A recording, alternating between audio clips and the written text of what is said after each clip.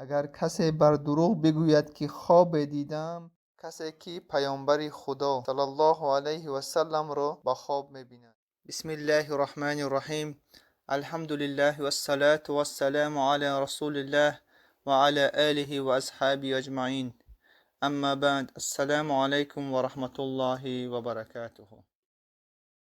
کسی که پیامبر خدا صلی الله علیه و سلم را به خواب می‌بیند. و از ابو هریره رضی الله عنه روایت است که گفت از پیامبر خدا صلی الله علیه و سلم شنیدم که فرمودند کسی که مرا در خواب می‌بیند در بیداری هم خواهد دید و شیطان خود را به مانند من کردن نمی‌تواند. از ابو سعید خدری رضی الله عنه روایت است که گفت از پیامبر خدا صلی الله علیه و سلم شنیدم که فرمودند کسی که مرا به خواب دیده است یقینا که خودم را دیده است، زیرا شیطان خود را به صورت من درآورده نمیتواند. کسی که بر دروغ بگوید که من خواب دیدم. از ابن عباس رضی الله عنه از پیامبر خدا صلی الله علیه و سلم روایت است که فرمودند اگر کسی بر دروغ بگوید که خواب دیدم، در روز قیامت از وی خواسته می شود که دو موی را با هم گره بزند و هرگز این کار را کردن نمی تواند. و کسی که به سخن مردم که او را نمیخواهند گوش فرا دهند، در روز قیامت در گوشهایشان سرب ریخته می شود و کسی که صورت بکشد عذاب کرده می شود و مکلف می گردد که به آن تصویر جان دهد، ولی هرگز برای آن جان دادن نمی تواند. از ابن عمر رضی الله عنه روایت است که پیامبر خدا صلی الله علیه و سلم فرمودند از بدترین تهمت ها آن است که کسی بگوید چون این چیز را به خواب دیدم و در واقع آن چیز را به خواب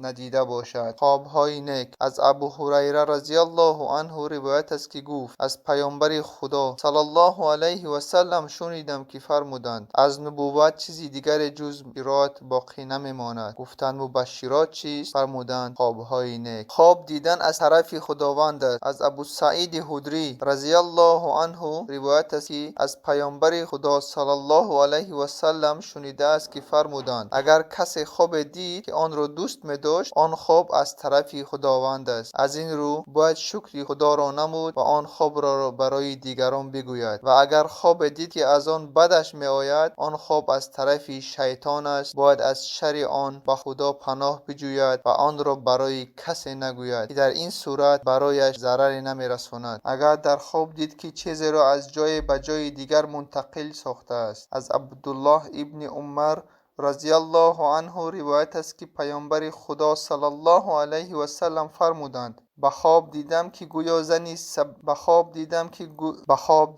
گویا زنی سربرهنه از مدینه خارج گردیده و به ماهیه یعنی جحفه اقامت نموده است. تعبیرش را این کردم که وبا از مدینه خارج گردیده و به آن سرزمین انتقال یافته است. ماهیه‌ای که به نام جحفه نیز یاد می شود میقات اهل مصر است. مردم آن یهودی بودند و پیامبر خدا صلی الله علیه و سلم و مسلمانان را اذیت میکردند.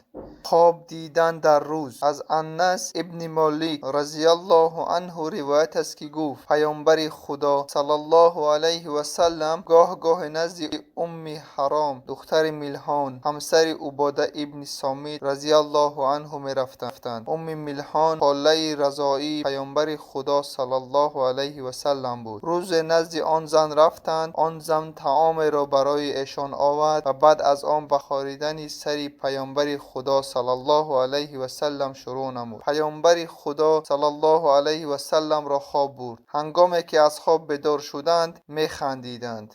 حرام رضی الله عنه میگوید پرسیدم یا رسول الله سبب خنده شما چیست؟ رسول الله صلی الله علیه و سلم فرمودند مردم از امتم به من نشان داده شدند که در میان دریا به جهاد فی سبیل الله برآمدند و مانند پادشاهان به تخت نشستند یا مثل پادشاهان به تخت نشستند. شک از راوی است. حرام رضی الله عنهم میگوید گفتم یا رسول الله دعا کنید که خداوند مرا از جمله این مردم بگرداند. پیامبر خدا صلی الله علیه و سلم برایم دعا کردند.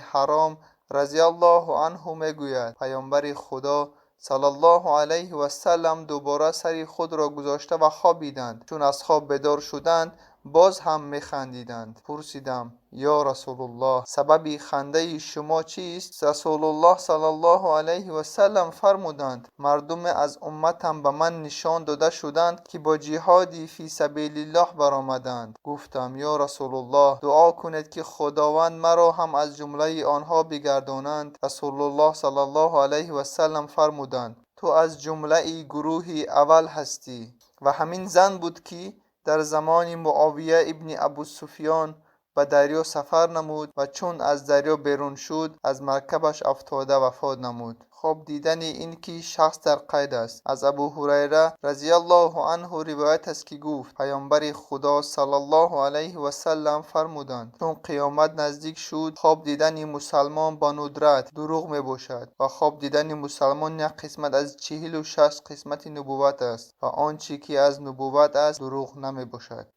السلام علیکم و رحمت الله و برکاته.